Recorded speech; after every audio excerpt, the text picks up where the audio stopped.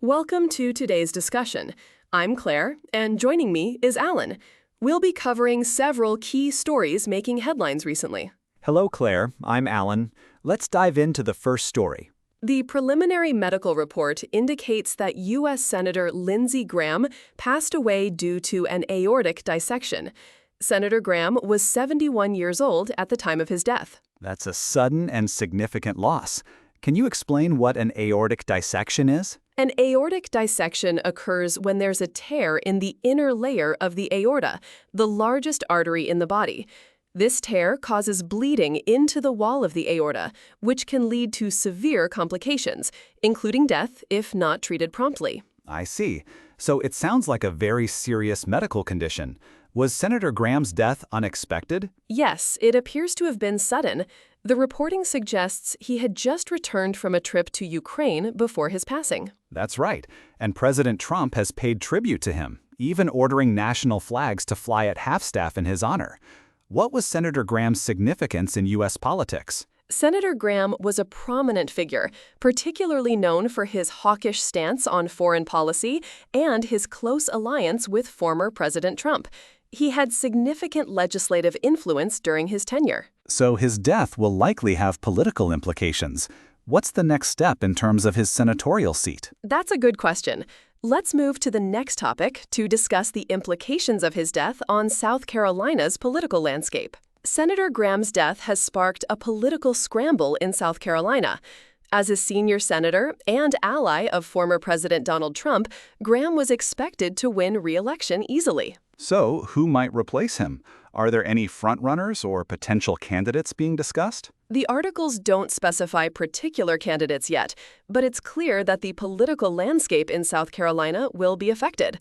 The process for replacing him will likely involve either a special election or an appointment, depending on state laws and political decisions. That's an interesting point.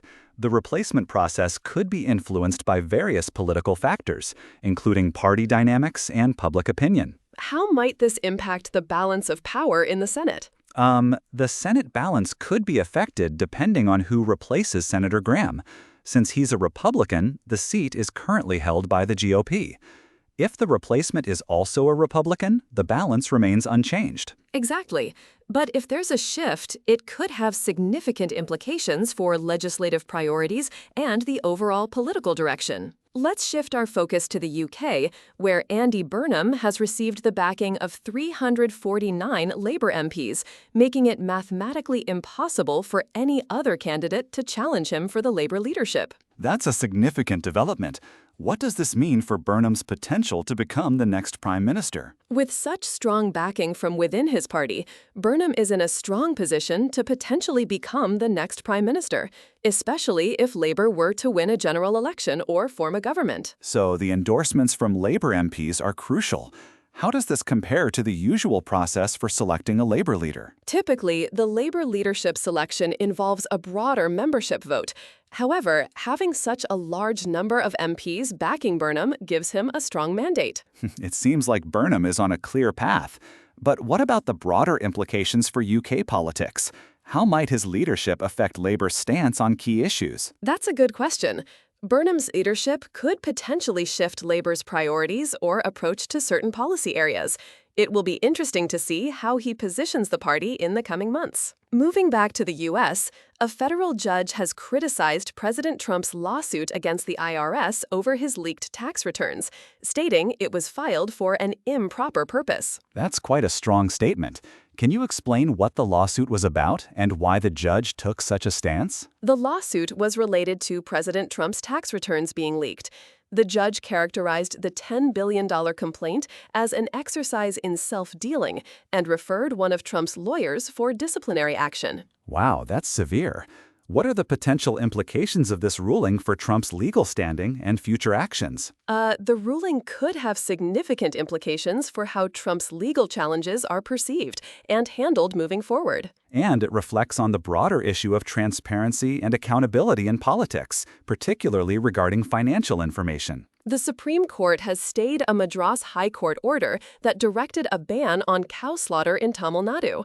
The state government had challenged the High Court's directive. What were the grounds for the Supreme Court's decision to stay the order? The Supreme Court cited inconsistencies with existing Tamil Nadu animal welfare laws. The state government argued that the High Court overstepped by imposing a blanket prohibition on cow and calf slaughter. So the Supreme Court is essentially allowing the current laws to prevail rather than imposing a new, broader ban. How does this decision impact animal welfare regulations in Tamil Nadu? The decision means that the existing regulations under the Tamil Nadu Animal Preservation Act of 1958 will continue to govern cow slaughter in the state, rather than a complete ban. We've covered several significant stories today, from Senator Lindsey Graham's passing to developments in UK politics with Andy Burnham and important legal decisions in the US and India. That's right. It's been a comprehensive discussion. I think we've given our listeners a thorough understanding of these key issues. Well, that's all for today's episode. Thank you for joining us, Alan. Thank you, Claire. It's been a pleasure discussing these stories with you.